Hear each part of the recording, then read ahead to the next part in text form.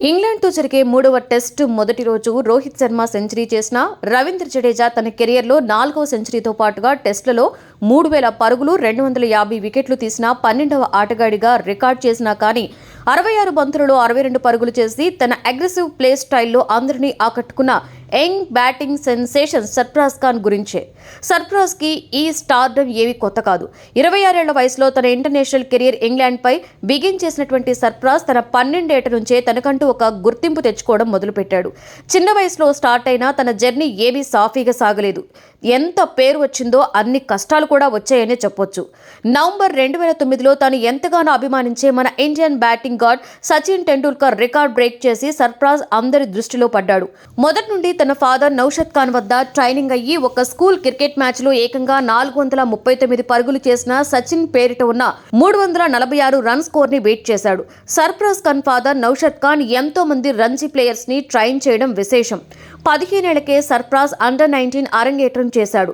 తన 6వ ఇన్నింగ్స్ లో సౌత్ ఆఫ్రికాపై సెంచరీ నమోదు చేసుకున్నాడు. 2.5 ఏళ్లలో ఇంకో 11 హాఫ్ సెంచరీలు నమోదు చేసుకున్నాడు. డిసెంబర్ 2014లో 17 ఏళ్లకే ఫస్ట్ క్లాస్ డెబ్యూట్ చేసినటువంటి సర్ఫరాజ్ ముంబై తరఫున చాలా లిస్ట్ ఏ ఇంకా T20 మ్యాచెస్ ఆడాడు. కానీ డిసిప్లినరీ యాక్షన్స్ వల్ల తనను ఉత్తరప్రదేశ్ టీంకు ట్రాన్స్ఫర్ చేశారు. 2015-16లో ఉత్తరప్రదేశ్ తరఫున తన మొదటి సెంచరీ నమోదు చేసుకున్నాడు. కేవలం 17 ఏళ్లకే 177 రోజులకే రాయల్ ఛాలెంజర్స్ బెంగళూరు తరఫున ఆడి youngest debut player to debut in IPL గా నమోదయ్యాడు.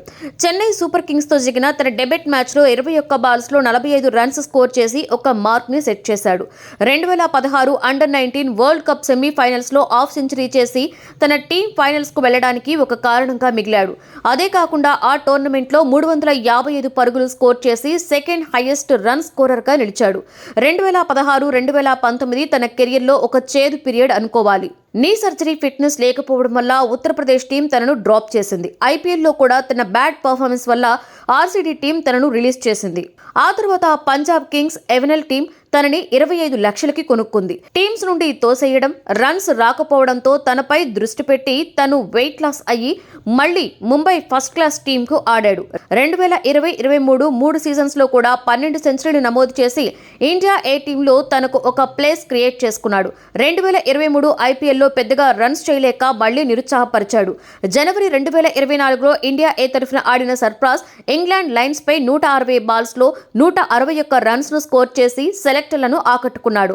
తనకు వచ్చినటువంటి ఈ గోల్డెన్ ఛాన్స్ ని ఎలా ఉపయోగించుకుంటాడో చూద్దాం. మరి ఈ వీడియో మీకు నచ్చితే లైక్ చేసి మీ ఫ్రెండ్స్ తో షేర్ చేయండి. మరిన్ని క్రికెట్ అప్డేట్స్ కోసం మా ఛానల్ ని సబ్స్క్రైబ్ చేసుకోండి.